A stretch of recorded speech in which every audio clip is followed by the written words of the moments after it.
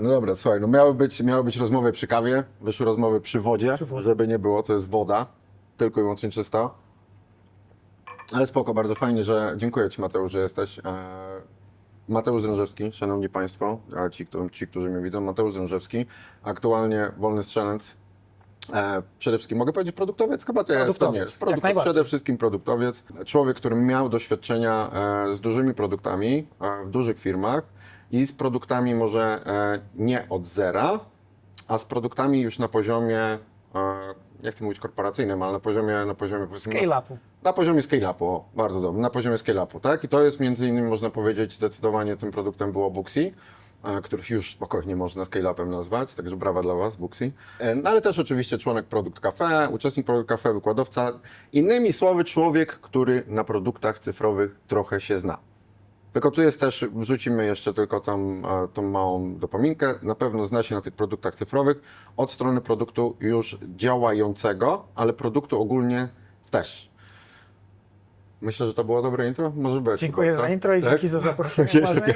Dzięki wielkie, że jesteś. Słuchaj, no ale tak jak rozmawialiśmy, zrobiliśmy to intro, ja wspomniałem właśnie o tym produkcie na wysokim poziomie, bo chyba pójdziemy tą drogą Business Model Canvas versus Lean Canvas. Przede wszystkim, jakbyś mógł nam przedstawić, czym jest Lean Canvas?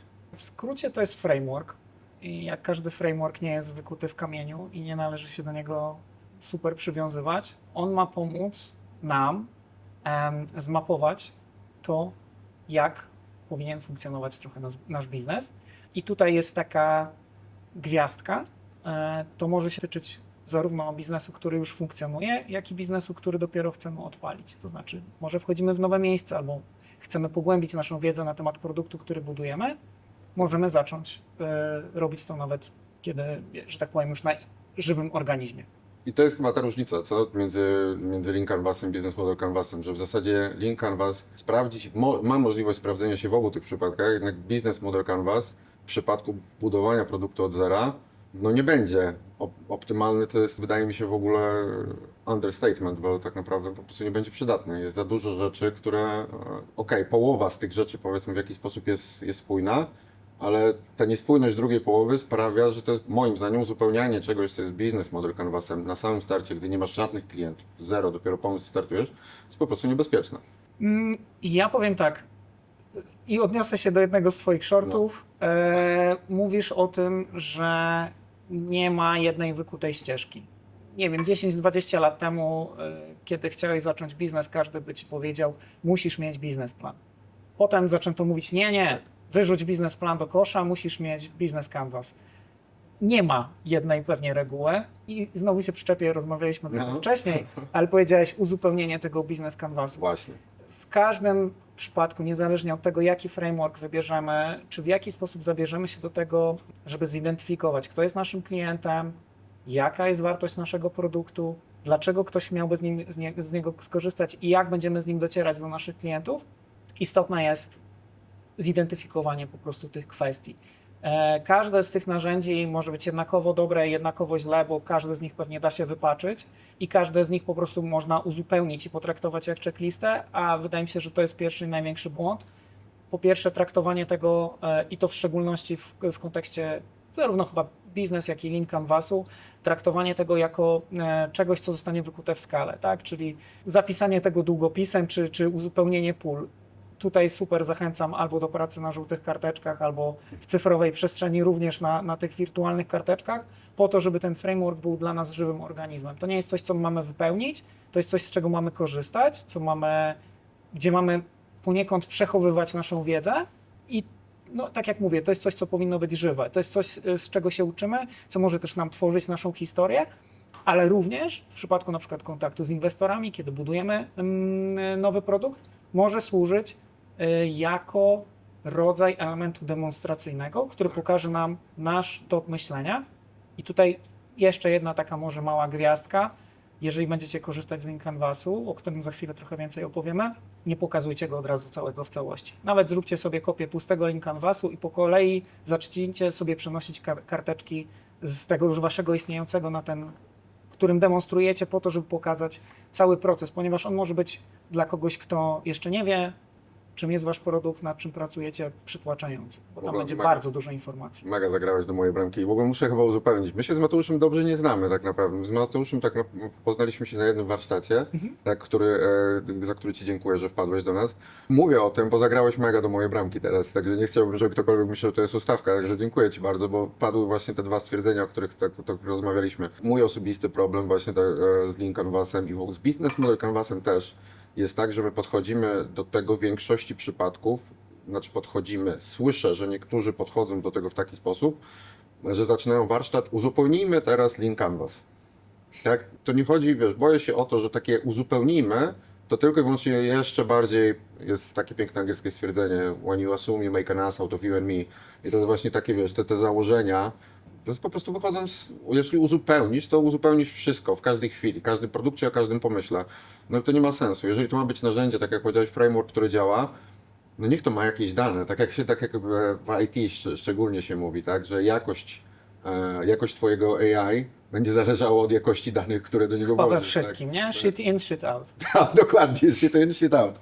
Także ja do tej pory, tak jak wspomniałeś o tych shortach, ja do tej pory w ogóle o Lean Canvasie nawet nie wspomniałem, także jest to pierwszy raz, kiedy w ogóle wspominamy Wam o Lean Canvasie. Uważam, że jest to cholernie ważny framework dla startupu. Jednak tak jak wspomniałeś, on musi wyjść z czegoś, dlatego Ja bym powiedział, że clue jest takie, nie traktujmy tego jako checklisty, traktujmy to jako 9 pytań, na które powinniśmy poszukać odpowiedzi. Być może już zaczynając myśleć o waszym produkcie, czy zbierając jakieś insighty, znacie odpowiedzi na część z tych pytań, ale nadal traktujcie to jako żywy organizm i nie traktujcie tego jako checklistę, którą należy uzupełnić. Każda z tych sekcji, o których chyba zaraz porozmawiamy, powinniśmy ją potraktować jako pytanie. Pytanie, które zadajemy sobie, tak? No bo chyba o tym też mówisz na swoich shortach.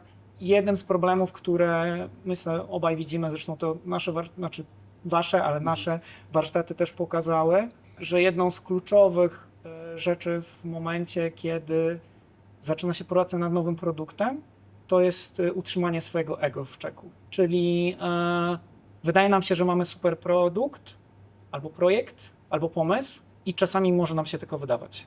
A może po prostu postawię Tindera dla kotów? No dobra, to lećmy tymi pytaniami. Ja mam, nie wiem, czy to jest, szczerze, nie wiem, czy to jest poprawna kolejność zadawania sobie tych pytań, ale ja mam to mniej więcej taką sobie, otwieramy nasze notesiki. Pytanie pierwsze, które sobie zadajemy w Lean Canvasie jest tym samym pytaniem, zresztą będziecie widzieli po kolejności shortach, musimy znaleźć, co de facto jest problemem. Musimy w jakiś sposób ten problem zdefiniować. Zgadzam się. Tak, czyli i teraz tak, nie może to wyjść z twoich... Znowu mógłbym się odnieść do twoich shortów. Skupiamy się albo na value proposition, albo na problemie, ale możemy też się skupić na okazji, tak? Nowa technologia, mamy jakiś insight, wiemy, że coś się dzieje na jakimś rynku, albo jest jakiś pojawiający się rynek. Być może chcecie po prostu skopiować rozwiązanie z zachodu. W porządku, No jest w ogóle ale jaką wartość to dostarcza i czy warto to skopiować? Sorry, przedtem zdanie. Wiesz, to jest ciekawe, w ogóle można byłoby też dodać, możemy już zrobić swoją wersję Lean Canvasu powoli, dodać do niego okazję, bo to faktycznie jest też często zaniedbywane. Bardzo często, wiesz, biznesy powstają poprzez patrzenie, słuchajcie, wyszło we Francji, a u nas wyjdzie? Wiesz, i to też jest bardzo często, w ogóle też jest, szczerze, to też jest po prostu bardzo dobry pomysł na biznes w jakiś sposób, tak? Tak.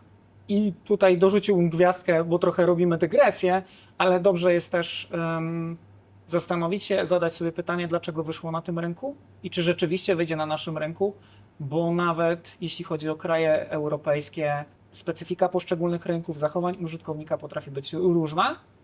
Jedyna taka nasza siła, którą mamy, to jest to, że znamy rynek polski. Jako Polacy egzystujący, znający lokalne aplikacje, zwyczaje i zachowania użytkowników. No i to nas pięknie wprowadza w drugie pytanie, które trzeba sobie zadać, bo trzeba porozmawiać o segmentach klientów, tak? Trzeba ustalić, jakie są segmenty klientów i to, że coś było okazją, dokładnie tak jak powiedziałeś, coś, co było okazją we Francji, niekoniecznie może wyjść u nas, a najlepiej zrobić, żeby się dowiedzieć, to zapytać.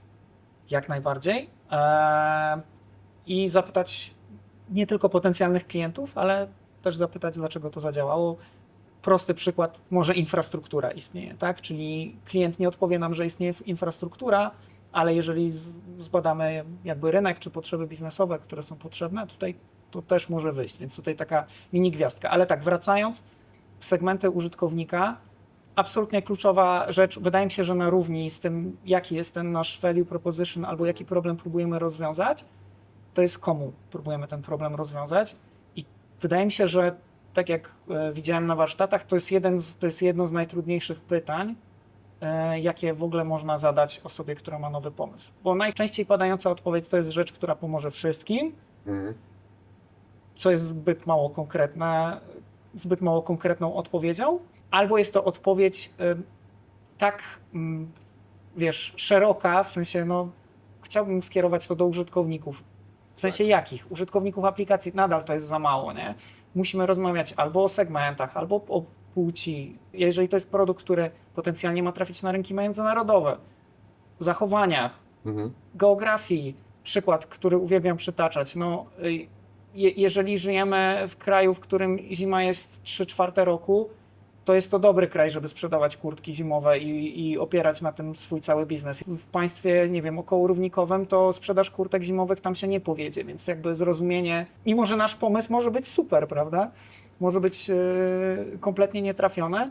No ale trzeba zrozumieć ten rynek. Po prostu Trzeba zrozumieć ten rynek i jeszcze pozwolę sobie tutaj wrzucić też taki przykład a propos tego, żeby zrozumieć użytkownika i zrozumieć te segmenty, poza rozmową z użytkownikiem i z tymi problemami, z którymi on się mierzy, o czym znowu rozmawialiśmy, czyli te kwestie trochę też geograficzne, które mogą mieć znaczenie, żeby swobodnie nie ekstrapolować naszych znalezisk na inne obszary. Przykład z życia wzięty, portugalskie OLX nie do końca rozumiało na przykład case sprzedaży opon zimowych, bo tam nie ma opon zimowych. No tak. A to nie znaczy, że problem nie istnieje, nie? Więc czasami też trzeba wyjść trochę dalej, żeby znaleźć być może jakąś potrzebę. Ciekawy case. Czy tam są warunki zimowe? Chyba Nie gdzieś- bardzo. chyba Tam nie. jest taka nieprzyjemna jesień, wiesz? A. Kurde, to może widzicie pomysł na nowy rynek, opony jesienne w Portugalii. Opony jesienne. Opony jesienne w Portugalii i stworzyliśmy właśnie nowy rynek.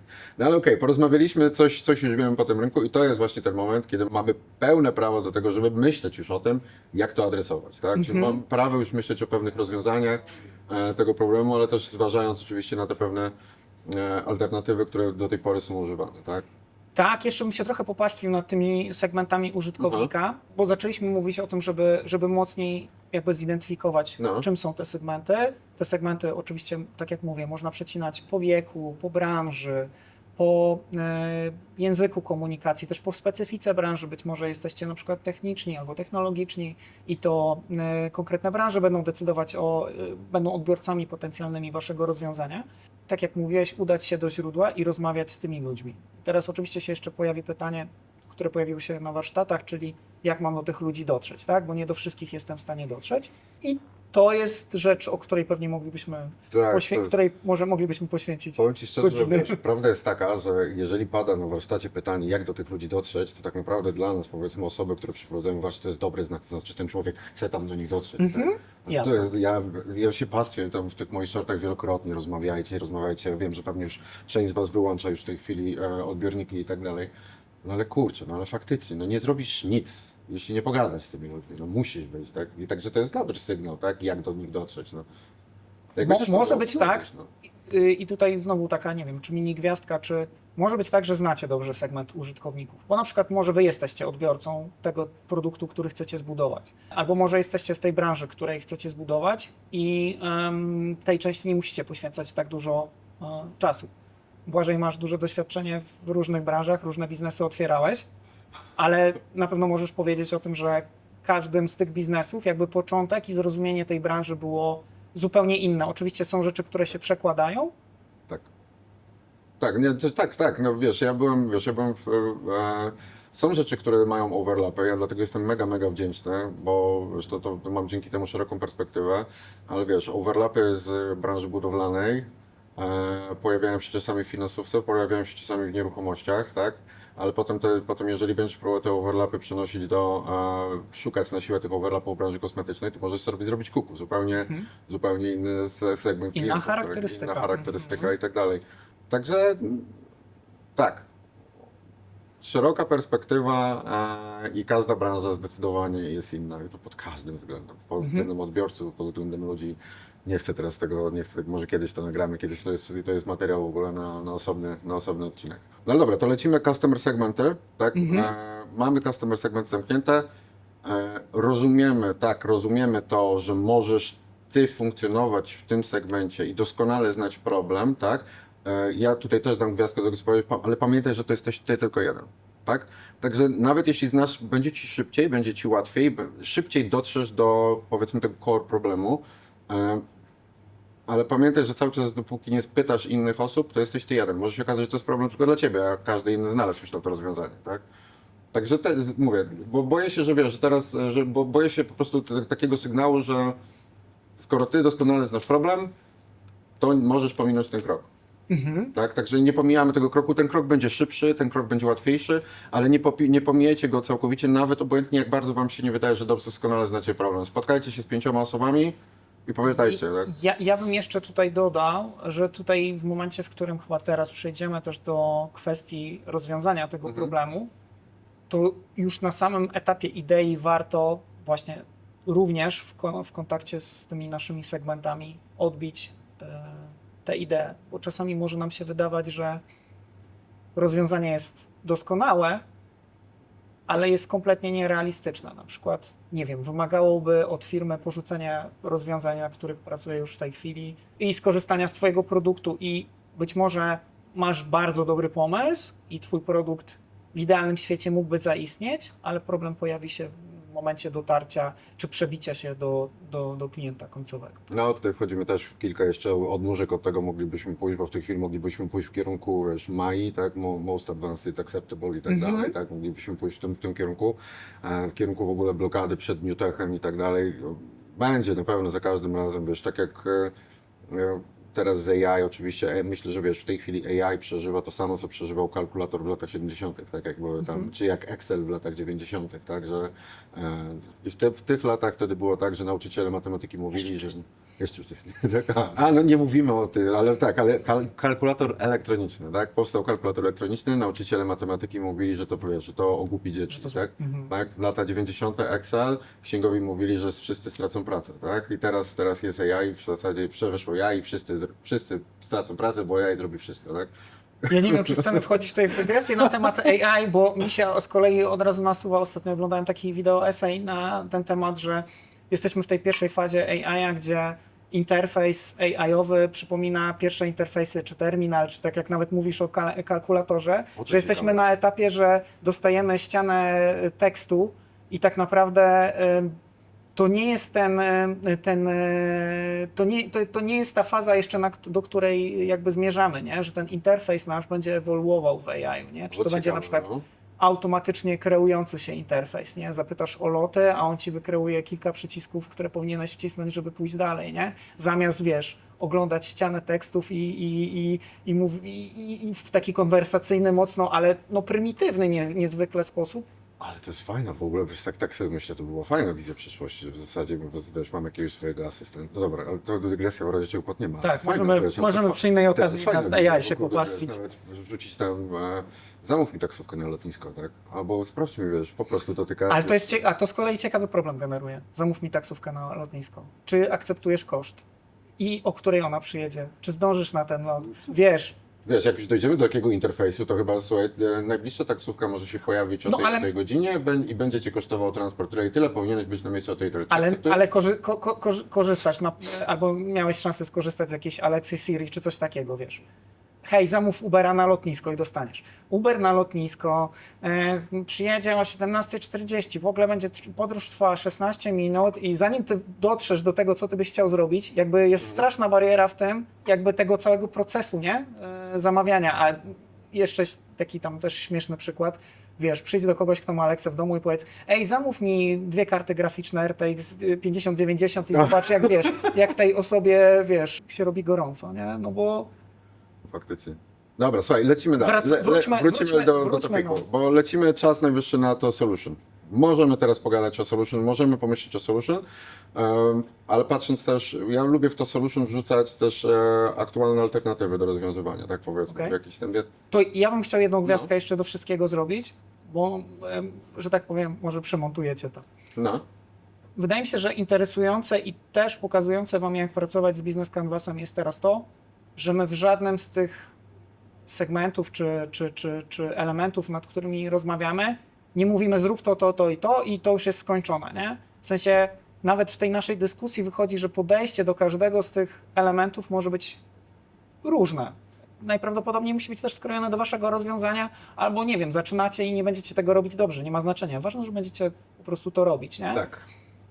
I to jest jakby po raz kolejny to, co chciałbym powtórzyć. My nie uzupełniamy tego, tylko w tej dyskusji szukamy odpowiedzi na pytania, które podrzuca nam każda z sekcji Lean Canvasu. Tak, które nam daje. I płynnie przechodząc do solution, często jest tak, że ta nasza osoba, która ma pomysł, która chce zbudować startup albo która chce zbudować bardzo często rozwiązanie, ma już rozwiązanie. I tutaj się pojawia ten gigantyczny ego check, czyli zapisz więcej niż jedno rozwiązanie w swoim Lean Canvasie, może to będzie taki hard hint, co powinniście zrobić.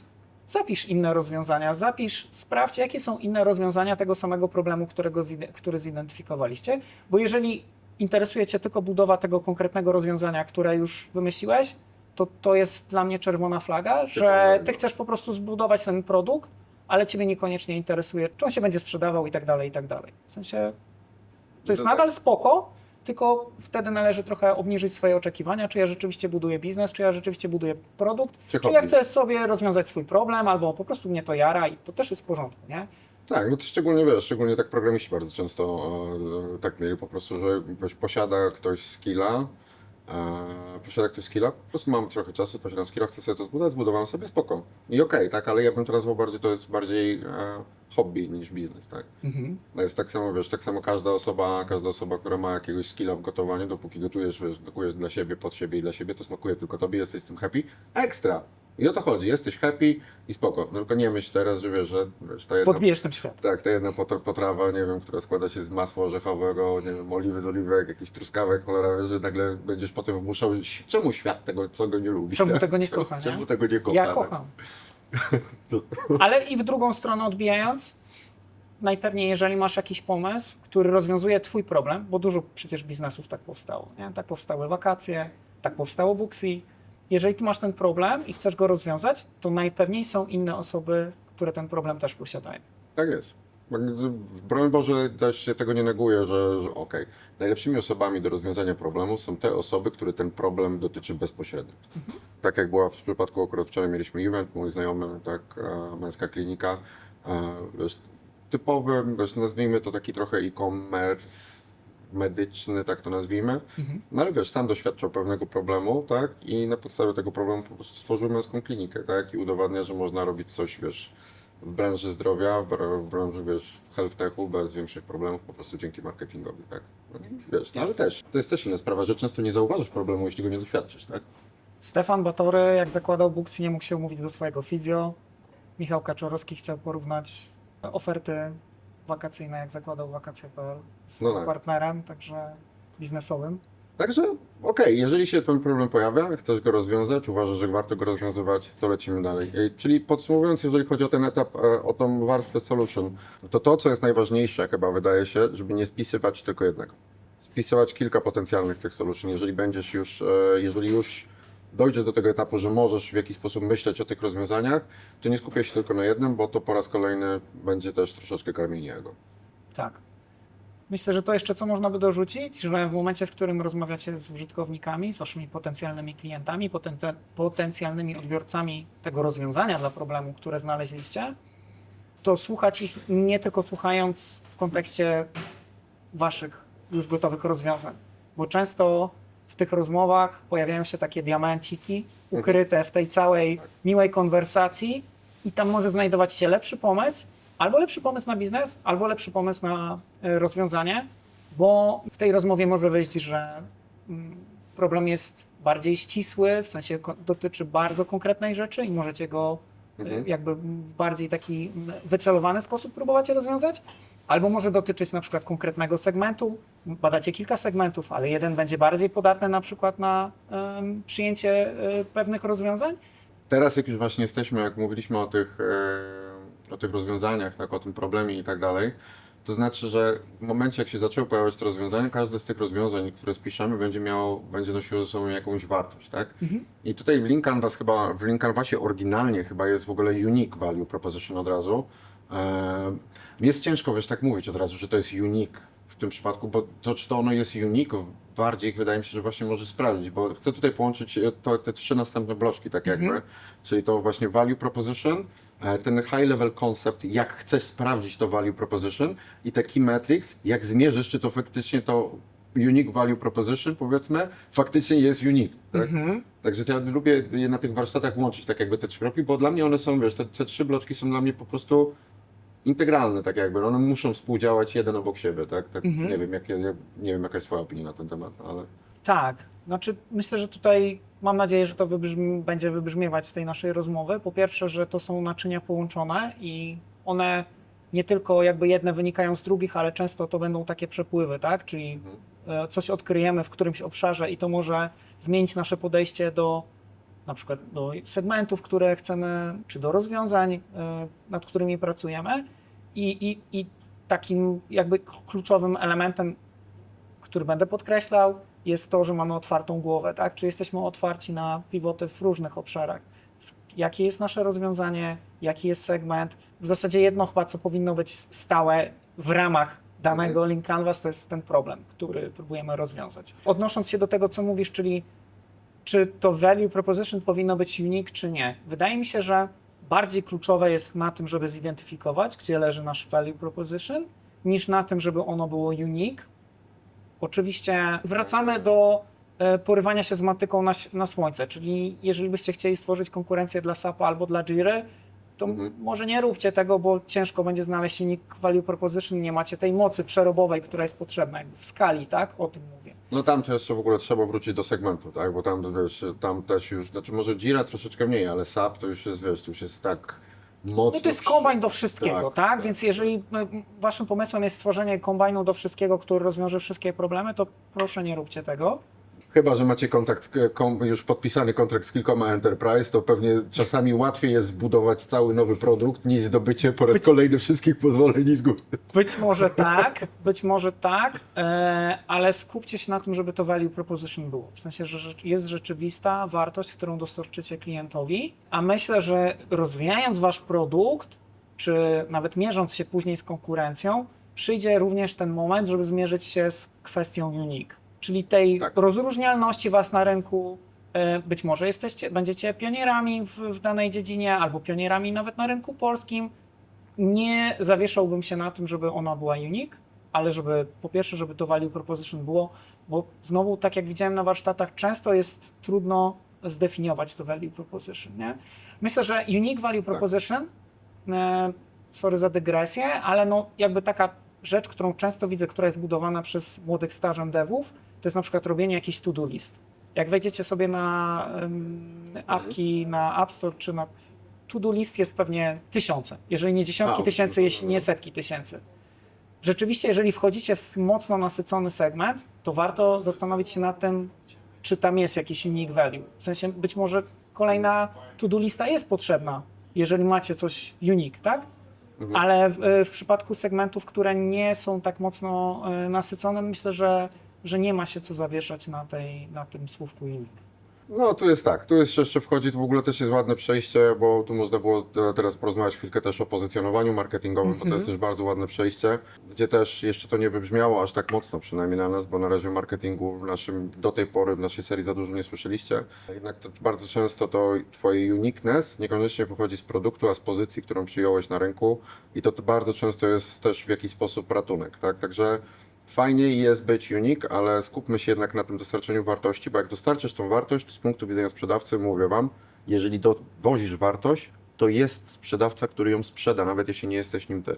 Tak? Jeżeli jest wartość, to tą wartość można sprzedawać po prostu i tyle. Tak? Tylko co raz trzeba właśnie, high level concept jest od tego, żeby określić To, co wydaje mi się, że ja to poruszam na etapie walidacji, tak, to jest dla mnie ten high level concept, że w jaki sposób, jak chcesz to sprawdzić, tak, może to być, wiesz, ten proof of concept, tak, typowy. Ja bardzo lubię, wiesz, te concierge testy i tak dalej, żeby po prostu wykonać jakąś pracę ręcznie i zobaczyć, czy ktoś faktycznie za mnie wiesz, będzie chciał za to zapłacić. Bo wiesz, bliski kontakt z klientem to wiele, wiesz, takie wykonanie pracy ręcznie wiele rzeczy ułatwia, tak, bo poznaje, tak, poznaje trochę problem, poznaje lepiej człowieka, poznaje lepiej branżę, w której siedzi, poznaje czasami aktorów innych, odkrywam i tak dalej. Jasne. Także ja lubię w taki sposób robić. Czasami dla mnie właśnie tym high level konceptem, powiedzmy, w jaki sposób też jest to, tak. Coś jest przeprowadzenie Jasne. tej walidacji. Ja bym jeszcze od siebie dorzucił i tutaj na chwilę wracamy do customer segmentów, że część rzeczy da się zwalidować bez wychodzenia z domu. To znaczy mamy Google Trendsy, możemy sobie popatrzeć, co tam się dzieje. Będzie to przykład oczywiście z powietrza, no ale nie wiem, wymyśliliśmy rozwiązanie dla branży, nie wiem, szewców. Mhm. No to warto sobie zwalidować, ilu jest w ogóle szewców w Polsce i czy w ogóle warto budować tam jakieś rozwiązanie, nie? W sensie, czy branża na przykład ma szansę na rozwój, czy produkt, który stworzymy, nawet jeżeli ma potencjalnych odbiorców, to czy będzie sam siebie po prostu w stanie na przykład utrzymać, nie? Mhm. Że nisza, którą próbujemy potencjalnie spenetrować, na przykład jest zbyt mała i nie jest warta całego zachodu. Tak, ale zbyt mało w Polsce na przykład też może być, wiesz, bo to też jest często to, że na przykład jakaś nisza jest zbyt mała w Polsce, nie znaczy, że to jest zła nisza, po prostu musisz, wiesz, to jest ten sygnał, że myśl od razu na skali europejską. Ja teraz ostatnio poznałem bardzo fajny zespół, który właśnie z takiego mindsetu wyszedł. Soft i hardware w jakiś sposób dedykowany pszczelarzom. Osobom, które po prostu, wiesz, produkują. Oczywiście tych pszczelarzy sporo jest, jednak wiesz, w jakiś sposób też, i to też jest piękne myślenie, bo to był piękny przykład founderów, od razu myśleli na samym początku o marży i oni na przykład skorelowali, że ten rynek może jakoś mały nie jest, ale w korelacji z marżą i tak dalej już jest problem, a jeżeli jest wyższa marża, to jest problematyka, wiesz, price sensitivity. I oni stwierdzili, że chyba bezpieczniej będzie dla nich zacząć od całej Europy. I to jest w ogóle mega fajne, bo uwielbiam tego typu zespoły, bo wiesz, to jest mega fajne założenie, które teraz właśnie chcą testować. To są, wiesz, nikt nie zna, żaden oni nie znają, my nie znamy. Może tylko i wyłącznie jakiś, nie wiem, jakiś Związek Pszczelarzy Europejskich w jakiś sposób zna odpowiedź na to pytanie. No ale wiesz, ale to jest też tak fajne, że okej, że nie zawsze jest też tak, że twoja nisza jest Nie dobra, podcinać ale sobie skrzydeł? Tak, o, na przykład, tak. Okej, myślę, że tak, ale znowu są to badania, które łatwo jest popełnić, w sensie zobaczyć, ilu potencjalnie jest pszczelarzy. Tak. Jeżeli nie wiecie, tutaj podpowiadając, jeżeli nie wiecie, ilu jest pszczelarzy nawet w Europie, możecie sobie spojrzeć na słupki konsumpcji miodu. Jeżeli spojrzycie na słupki konsumpcji miodu i dowiecie się, ile potencjalnie dany pszczelarz jest w stanie wyprodukować, możecie ekstrapolować, ile tych pszczelarzy jest. Nie chodzi zawsze o to, żeby zdobyć też żelazne liczby, chodzi o to, żeby zdobyć pojęcie o tym, jak potencjalnie duży jest ten rynek, w sensie, czy warto w niego wchodzić, bo znowu, jeżeli wyjdziecie tylko z tego, że rozwiązujecie problem, a nie wiecie nic ani o segmentach, ani o tym, jaki jest wasz value proposition, no to potencjalnie produkujecie w próżni. Ale wiesz co, to jest w ogóle bardzo ciekawy insight, który nam w tej chwili z tego wyszedł, z tego co powiedziałeś, bo teraz ten insight polega na tym, że nie zawsze musicie mierzyć, patrzeć na te dane bezpośrednie. Tak jak na przykład, że wiesz, że tak jak powiedziałeś, nie musisz zawsze patrzeć na listę, powiedzmy, zarejestrowanych pszczelarzy, tylko na przykład właśnie na tą listę, na te wysłupki Jasne, konsumpcyjnych, tak? to- To mega w ogóle, mega ciekawy insight, że Ja warto tak patrzeć na takie patrzyłem, dane wiesz zależne. co, na ranking, których nie znaliśmy na przykład w Booksy, patrząc na branżę beauty. Czasami nie masz ciała, które zrzesza na przykład rzemieślników, nie wiem, barberów i nie wiesz, ilu ich jest, no ale jeżeli znasz, że tak powiem, density danego miasta, państwa, kraju, stanu, województwa, no to wiesz, że ci ludzie chodzą gdzieś i strzygą się. Mhm. Skoro chodzą, to chodzą z jakąś częstotliwością i tak dalej, więc są często takie dane, które da się, że tak powiem, pobocznie. Dane pośrednie. Tak, danymi pośrednimi zdobyć jakieś pojęcie. Bardzo często można przestrzelić w jedną i w drugą stronę, ale nie o to chodzi. Chodzi o to, żeby wykonać to ćwiczenie i zobaczyć, jak wygląda wasz segment. No dobra, to mamy mamy w jakiś sposób te metryki omówione, czyli teraz mamy powiedzmy ten high level concept omówiony, powinniśmy przejść do metryk. Metryk. To jest właśnie to, co... Kocham metryki. Tak, to jest właśnie to, co my bardzo często pomijamy. Tak jak ja też w kartach testu starałem się kłaść nacisk na to, że musisz sobie przed testem określić powiedzmy warunki sukcesu i tak, warunki sukcesu, dobrze, to jest po polsku dalej, warunki sukcesu, tak? Dziwna konstrukcja, ale Dziwna konstrukcja, ale jest. Określasz sobie kiedy... miara naszego sukcesu. Miary sukcesu. Określasz, test wyszedł poprawnie, jestem zadowolony, Tak. mogę na nim coś bazować dalej, tak? Tak. Ale żeby to zrobić, no musisz określić, jakie metryki są kluczowe, tak? Tak. Myślę, że tutaj jakby jest kluczowy ten proces, no po prostu badawczy, taki no, klasyczny, już starożytni filozofowie. Postaw hipotezę, czegoś, jakich wyników się spodziewasz, przeprowadź eksperyment, porównaj rezultaty, tak? Nie chodzi o to też, bo to jest rzecz, którą też się wielokrotnie spotkałem, nawet u, powiedzmy, wydawałoby się doświadczonych product managerów, czy nawet wyżej, że mamy jakieś słupki i sobie na nie patrzymy. To nie o to chodzi. To nie o to chodzi, żeby te słupki były, żebyśmy na nie tylko patrzyli, tylko chodzi o to, że z racji tego, jak złożony jest nasz świat, wiecie, no, czemu w ogóle się uczymy, nie? Czemu powstała fizyka, chemia, biologia i tak dalej. Próbujemy jakoś opisać.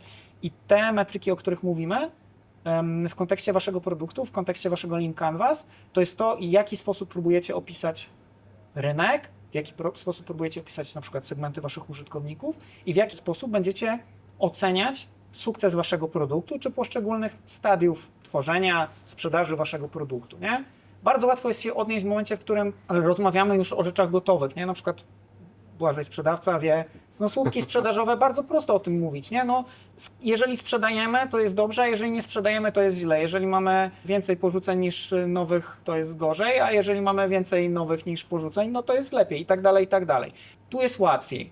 Natomiast jeżeli zaczynamy dopiero i tworzymy nowy produkt, bardzo ciężko i dlatego potrzebne jest to ćwiczenie. Znowu, nie macie tutaj tego pola wyłącznie uzupełnić, tylko jest to ćwiczenie, które pomoże nam zdefiniować, w jaki sposób my będziemy wiedzieli, że nasz produkt odnosi sukces. I tutaj bym mocno też uczulał, że żeby nie wychodzić tylko z założenia, no jak go sprzedaję, czyli ktoś go kupił, to już jest sukces. W sensie inaczej, to jest sukces, ale żeby to nie była miara, wobec której próbujecie ten produkt zmierzyć. I teraz pauza, o co chodzi? Chodzi o to, żeby zobaczyć, jak ten wasz produkt na przykład efektywnie rozwiązuje ten problem.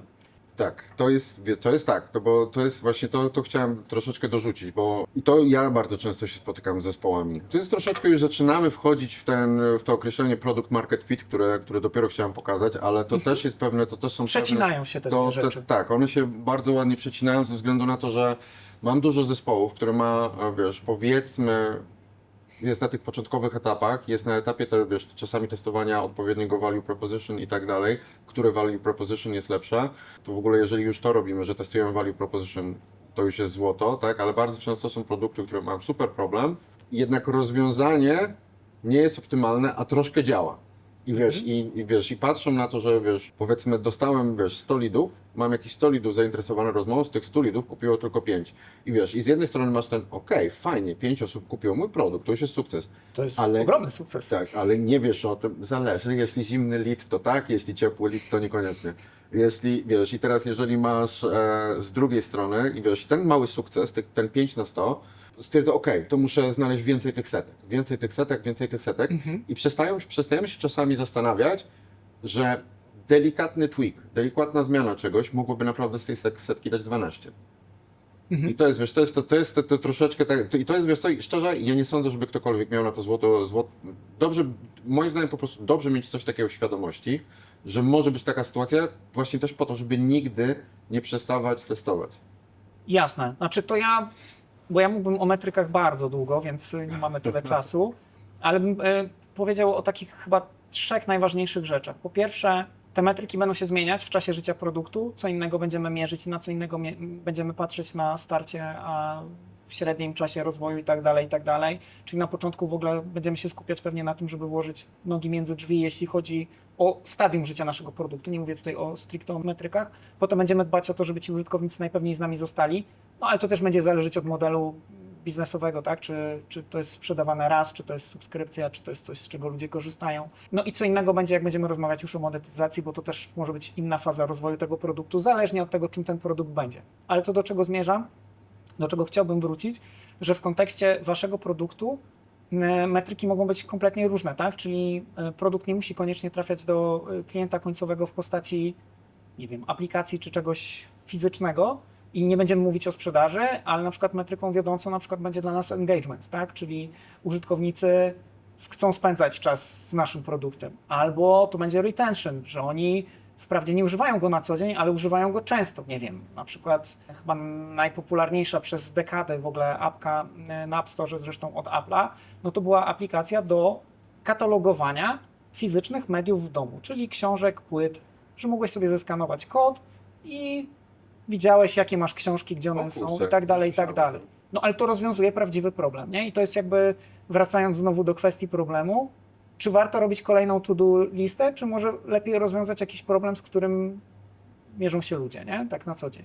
No tak, to też jest, mówię, to wszystko, moi drodzy, tak naprawdę moglibyśmy na każdym kwadraciku zostać jeszcze Przepraszam. godzinę i rozmawiać, wiesz, i rozmawiać dalej, Tak. ale no bo teraz też moglibyśmy, jak jesteśmy przy produkt w produkcie, to już też możemy patrzeć jak retention i szczególnie ty na pewno to przechodziłeś, bo wiesz, ja będę pchał to cały czas to stwierdzenie, ale ja pcham to stwierdzenie tylko i wyłącznie ze względu na to, że my jesteśmy na tym etapie początkowym i dla mnie najważniejsze jest to, abyście sami sobie udowodnili, że to jest sprzedawalne, tak jakby, tak?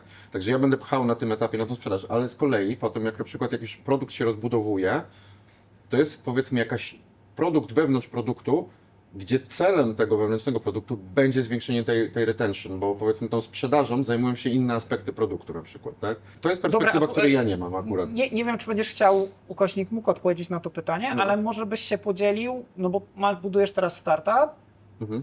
jakie metryki przyjąłeś za kluczowe, kiedy startujesz? Bo wydaje mi się, że to trochę też pokaże, na takim, jeżeli powiemy o tym na przykładzie w kontekście startupu, to trochę łatwiej będzie pewnie też to zrozumieć, nie? Że to nie jest tylko i wyłącznie ile ludzi kupiło twój produkt, tylko pewnie jest jakaś metryka, na którą patrzysz w kontekście, nie wiem, jej działania, funkcjonalności, właśnie zaangażowania użytkownika. Zrobimy spoiler, a w zasadzie nie, nawet nie spoiler, bo to będzie uzupełnienie, bo ten odcinek, tak jakby podsumowanie właśnie tego etapu walidacji powinien być publikowany zaraz potem. My ustaliliśmy na podstawie też wywiadów, zresztą chwilkę w poniedziałek zresztą nagrywaliśmy też przykład wywiadu właśnie z naszymi potencjalnymi użytkownikami. Na podstawie tych wszystkich wywiadów, bo to i użytkownicy, i płatnicy, w moim przypadku to będą dwie osobne, czasami te same, skomplikowany jasne. troszeczkę temat, bardziej złożony, bo właśnie też to wszystko testujemy, nie zamykamy się, tak? Także dla nas wiemy, że mamy dwie kluczowe metryki. Patrząc na swoje zasoby, patrząc na swoje możliwości, to wszystko jest budowane tak naprawdę bez złotówki i naszym kryterium sukcesu będzie pierwsza metryka, łatwość zapisu, to znaczy będziemy robić metryki Super. związane, wiesz, z ilością dotarcia. Metryka, będzie to zależało też od kanału dotarcia, tak? Czyli to będą takie typowe metryki marketingowe, tak? Jak powiedzmy kiedyś to było Customer Acquisition Cost i tak dalej, ale w moim przypadku też to będzie łatwość zapisu, to znaczy jeżeli w momencie, kiedy ja dotrę do grupy, metryka, nie chcę szukać jakiejś skomplikowanej nazwy. Nie, no Naszą pierwszą- conversion, po tak, prostu. tak, właśnie, konwersja. To będzie conversion rate na różnych kanałach, żeby Super. zobaczyć, czy jest naturalna chęć zakładania konta na tym, co stworzymy, bo już też robię spoiler mały, już na podstawie też wywiadów wiemy, że jaki to powinno mieć też kształt. Także to jest jedna rzecz. Dlaczego ją mierzymy? Bo to też jest istotne. Mierzymy ją tylko i wyłącznie dlatego, że sukces nasz będzie zależał w dużej mierze od zaangażowania dużych brandów. A duże brandy z kolei również na podstawie wywiadów powiedziały mi, że będą zainteresowane tą platformą jedynie, gdy platforma będzie posiadała wolumen. Tak? Także to jest Problem masy, tak, z którymi Tak. dużo biznesów się mierzy. Bo wiesz, na przykład miałem insight, to nie jest tak, że na przykład sport amatorski nie jest obszarem zainteresowań dużej firmy, tylko to jest po prostu czysta kalkulacja kosztów. Jeżeli im It's a hustle. tak, jeżeli im 3 osoby zajmuje obsłużenie powiedzmy jakiegoś 2 czy 3 megasportowców, których mają, to jeśli oni by chcieli tą samą pracę przerzucić na amatorów, to No koniec, nie opłaca tak? się to nie po opłaca. prostu. Kompletnie się im to nie opłaca. Jasne. To jest jedna strona medalu, ale druga strona medalu jest, że każda firma w zasadzie powiedziała, że najbardziej efektywną pod kątem kosztów i zwrotów współpracą marketingową ze sportem to były zawsze sporty amatorskie. Mhm. Także wiesz, chciałbym po prostu, mam nadzieję, Łączyć. łączyć te dwa światy i wiesz, poprzez trochę dobrego, no ale mówię, do tego potrzebny jest wolumen, to jest jedna rzecz. I druga sprawa, nie będę też tego robił w nieskończoność sam, bo wiesz, za każdym razem, jeżeli to będzie angażowanie, za każdym razem, jeżeli to będzie wydatek na przykład na paid adsy, To jest, wiesz, walka na marketing, walka na kasę, za każdym razem uzależnienie od kanału marketingowego. Muszę sprawdzić potencjał na zjawisko wiralowości. Tak? Także już raz, jak już ktoś dotrze na tą platformę, ile procent z tych użytkowników będzie realnie zachowywało się tak, jak my byśmy chcieli, to znaczy brało te linki, które dla nich stworzymy i publikowali je na swoich social mediach. Tak, także to są te dwa, to ustaliliśmy wspólnie z zespołem, że to będą nasze dwa absolutnie kluczowe kryteria sukcesu. Łatwość pozyskania tego klienta i chęć klienta do wsparcia nas wiralowo, do dzielenia się powiedzmy tymi linkami, czyli potencjał zjawiska wiralowości, tak? Super. Ja ze swojej strony mogę tylko podpowiedzieć, w momencie, w którym wchodzicie w temat metryk, szczególnie w rzeczach, które nie są tak łatwo mierzalne. Powiedzmy, jeżeli budujemy coś, co jest oparte na engagemencie, to łatwo jest tutaj rozmawiać, nie? Czyli, nie wiem, ile postów użytkownicy tworzą, albo jak dużo czasu spędzają na platformie i tak dalej. Dużo prościej jest mówić o takich rzeczach. Natomiast jeżeli wasz produkt jest bardziej niszowy, albo bardziej specyficzny, albo bardziej wyjątkowy, na przykład jest engagementowy, w sensie użytkownik będzie tym bardziej zachwycony i mniej czasu spędzi, to poszukajcie tych kluczowych cech waszego produktu, którymi będziecie w stanie go opisać. Powiecie, nie wiem, to ma być szybkie, albo nie wiem, to ma być łatwe, jakkolwiek. To mogą być takie bardzo ładne przymiotniki, ale potem przyjdzie ta trudniejsza część ćwiczenia, czyli w jaki sposób udowodnicie, jakimi metrykami, jakie metryki pomogą wam udowodnić, że rzeczywiście jest szybciej, rzeczywiście jest łatwiej, nie wiem, rzeczywiście jest przyjemniej, rzeczywiście jest bardziej UX-owo, bo może na przykład istnieje rozwiązanie, które jest w tej chwili nie UX-owe, a wy wprowadzicie nową jakość w tym, że będzie coś łatwiej zrobić, szybciej, coś będzie bardziej dostępne, więc opisanie swojego produktu przez szereg cech i przypisanie im metryk pozwoli wam badać po pierwsze zdrowie tego produktu, ale po drugie też jakby mierzyć sukces, To tak? value proposition w jakiś sposób. Jeżeli coś, co stworzycie, ma być szybkie, ale zobaczycie, że serwery działają wolno, tak, takim najprostszym 1 do 1, no to nie osiągacie swojego sukcesu zamierzonego, No tak? No tak. No ale to jest piękne też przejście, w ogóle możemy przejść już w tej chwili powoli właśnie z tych metryk do kanałów, ale to jest w ogóle super podsumowanie, bo to nie jest metryki dla samych metryk, tak jak powiedziałeś, ale właśnie to, co powiedzieliśmy, to o czym rozmawialiśmy teraz, to jest właśnie clue tych metryk. To jest właśnie te ostatnie kilka zdań, te ostatnie kilka minut, to jest właśnie clue tak naprawdę, po co musimy ustalać, określać te metryki, co będziemy mierzyć i kiedy to będzie miało sukces. Tak? Jeszcze tylko dorzucę, bo też może dla Twojej ciekawości, bo też chcemy w jakiś sposób mierzyć te UTM-y, tak? I zrobić licznik po prostu reshare'a danego linka na platformie, żeby wiedzieć, kto na przykład też, jaka grupa najczęściej szeruje i to będzie na 100%, już jestem znaczy jeszcze tego nie przetestowałem, jestem 100% przekonany, że to będzie grupa do 20 lat, czy do 22, bo na razie wszystko na podstawie badań wszystko na to wskazuje, ale zerkniemy na to. No i tak, dla nas metryką, wiesz, taką, wiesz, to o czym wspomniałeś, czy ma być szybsze, tą charakterystyką, dla nas jest to, czy ludzie poczują, to jest w ogóle, to jest bardzo trudne i tego nie wiem jak to nazwać, ale to na później, ale chcemy sprawdzić, czy ludzie poczują, że to faktycznie nie jest dla sportu, to raz, ale że to nie jest proszenie się o zapomogę, tylko to jest nawiązywanie współpracy. I to jest, wiesz, to będzie bardzo trudna metryka, bo my walczymy troszeczkę z mindsetem, ale to pogadamy o tym. Pogadamy o tym, bo przejdziemy... Bardzo interesujące. No, pogadamy o tym, bo przejdziemy, może w ogóle zagramy o tym następny odcinek, jak będziecie chcieli. Why not? Czemu nie? Bo teraz fajnie przejść do kanałów, tak? Bo te metryki w jakiś sposób, jeżeli chcesz coś mierzyć, musisz w jakiś sposób to rozpopularyzować. No ale tutaj kanały to jest raczej takie bardziej straightforward, można było powiedzieć rzecz. Znaczy straightforward może dla mnie jako marketera, tak? Myślę, że tak. Tak, może dla mnie jako marketera, okej, faktycznie, to kanały. Kanały istotne, bo musimy te kanały skorelować raz z tym, co realnie chcemy mierzyć i dwa, skorelować to z tym, co określiliśmy w punkt drugim, customer segment, czyli określić, Absolutnie. czy ten customer segment po prostu w tym kanale faktycznie jest. To, że my uwielbiamy siedzieć na TikToku i jesteśmy super ekspertami z TikToka, powiedzmy, nie znaczy, że twój segment jest i ty możesz być super ekspertem, a twojego segmentu tam nie ma i się tylko zniechęcić, bo właśnie było brak tej korelacji, tak występuje. Absolutnie. Absolutnie. Myślę, że jeżeli zamierzacie poruszać się wyłącznie w przestrzeni cyfrowej, no to na pewno zrozumienie social mediów jest tutaj kluczowe, no bo macie marketing tak naprawdę za darmo do pewnego stopnia i tutaj, tak jak mówisz, jest duża siła rozwiązań wiralowych. Przybijam ci pionę jakby z tym, co mówisz, czyli czy twój potencjalny odbiorca jest w tym obszarze, w którym próbujesz się z nim komunikować, czyli dwa ekstrema, nie? Czyli czy ten CEO będzie na TikToku? Raczej nie, albo jeżeli tak, to jaką treścią do niego dotrzesz?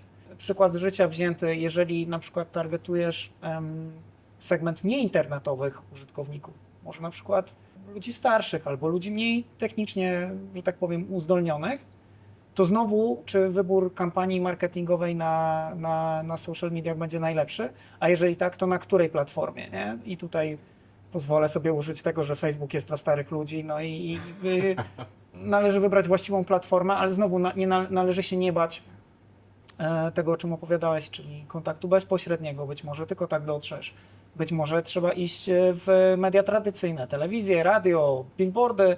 Na bo targi po prostu. Absolutnie. Targi to jest w ogóle. Jakbyście Kopalnia. mieli jedną Tak. rzecz z tego wyciągnąć, jedźcie na targi branży, którą jesteście zainteresowani i dla której chcecie zbudować produkt.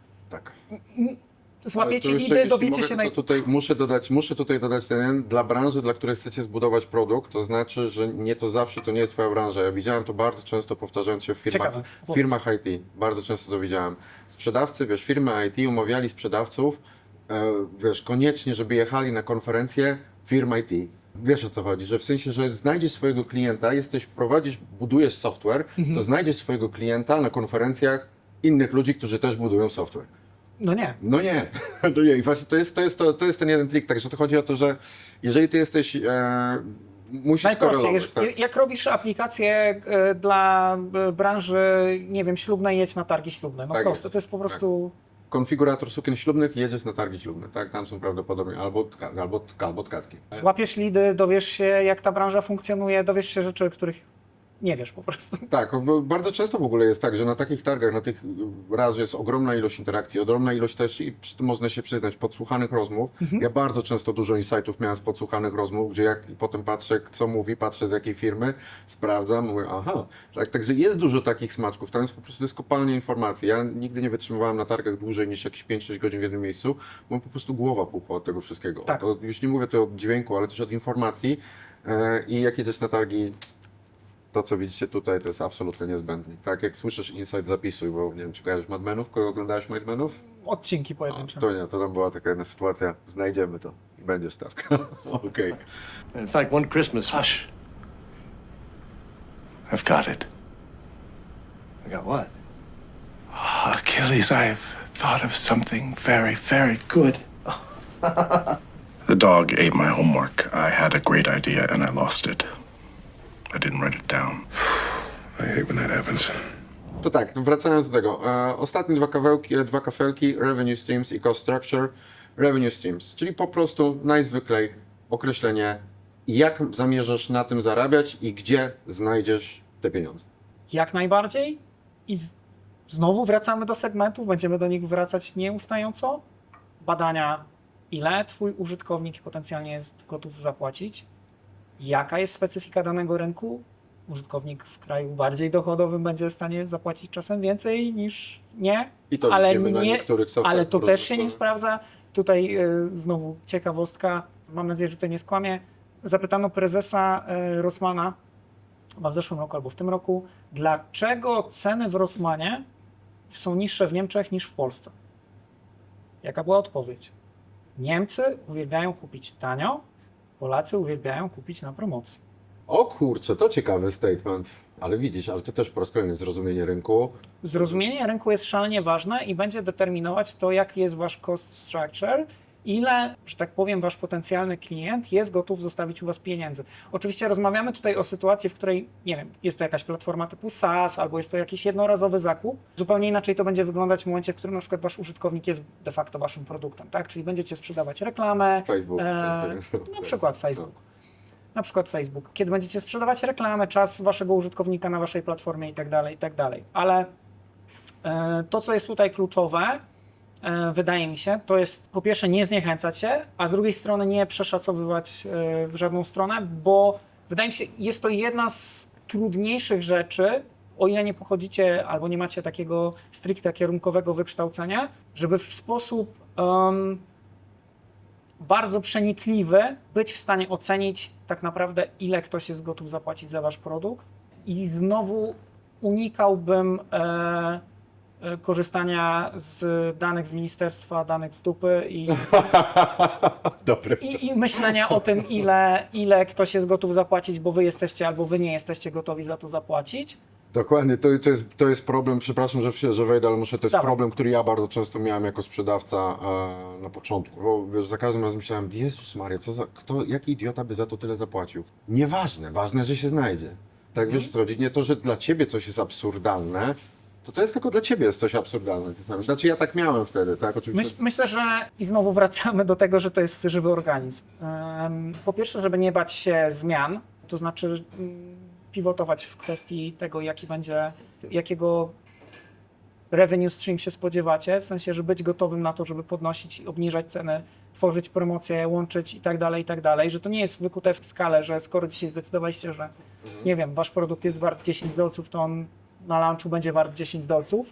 To jest pierwsza rzecz. Druga rzecz, wydaje mi się, i chyba najczęściej tak jest, że albo się undersellujemy, czyli stwierdzamy, jejku, nikt tego nie kupi, więc to będzie kosztować tylko $2. Taka wewnętrzna demotywacja, no. I słuchajcie, jeżeli wychodzi wam z liczb, że nie wiem, macie mieć 200 użytkowników i oni zapłacą $2, to nie utrzyma nawet was, ani waszego biznesu.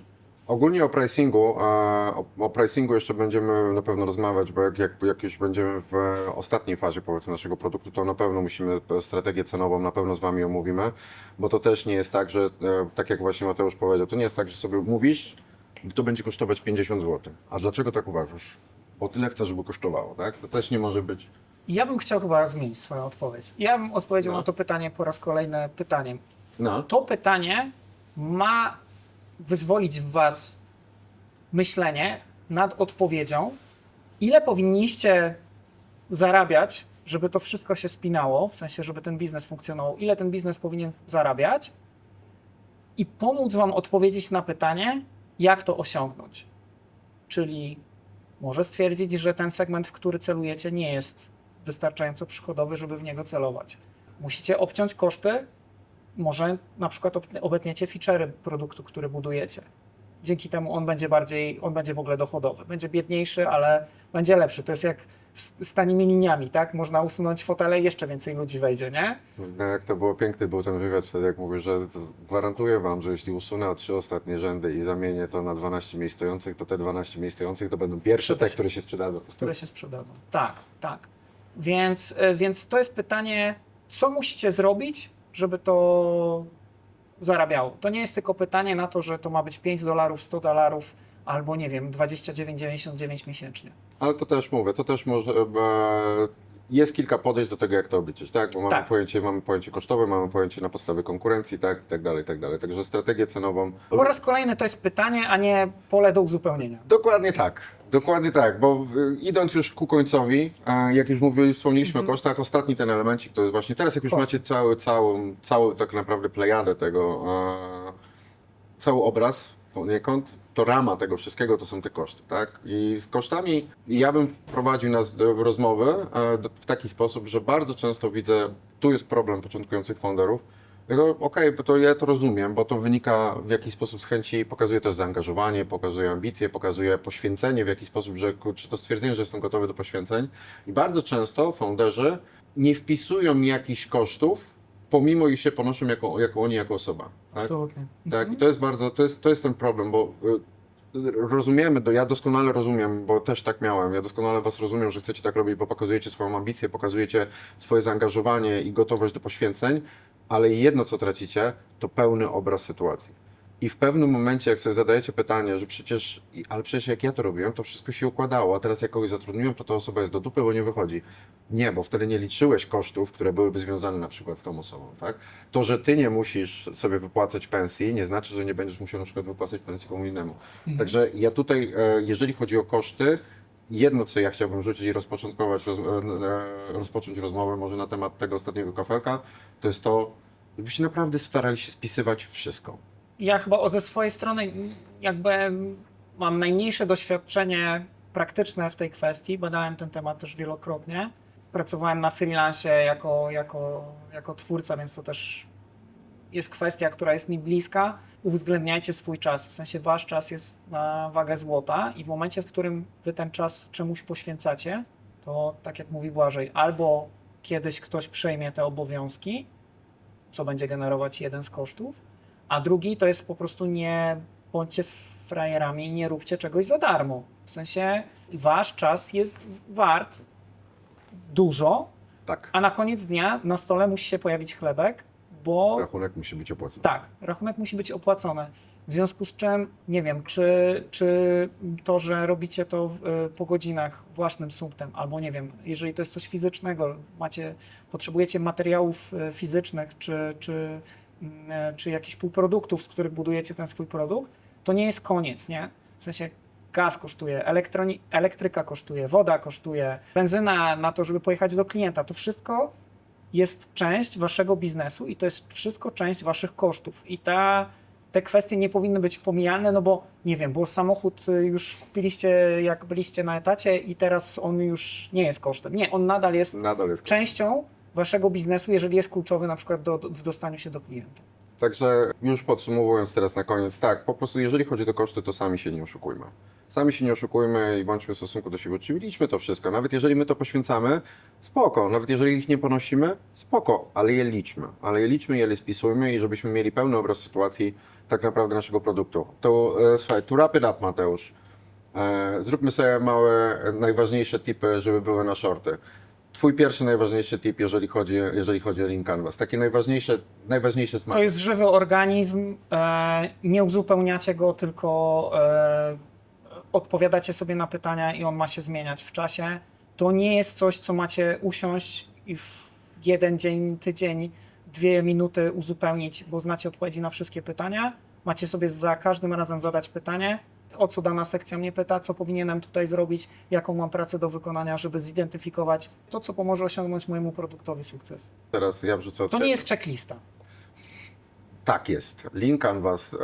Lean Canvas to nie jest checklista. Sam fakt uzupełnienia Lean Canvasu jest kompletnie nieistotny. To jak go uzupełniłeś i skąd pochodziły dane, to jest ta istotna część Lean Canvasu. Niemniej Lean Canvas jest mega fajnym narzędziem. Myślę, że mamy to. Była piona.